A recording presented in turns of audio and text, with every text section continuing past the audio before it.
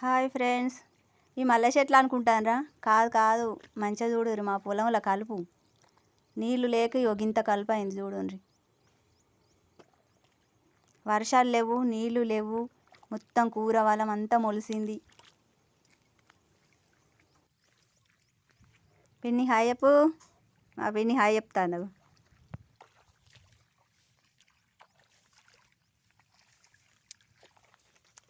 ఇగో మా ఆయన కూడా కలుపుతాడు. పాపం నడుము నొత్తంది అంటాడు, ఆయన ఇక కలుపుతాడు. మంది దొరుకుతలేరు, మరి ఏం చేద్దాం.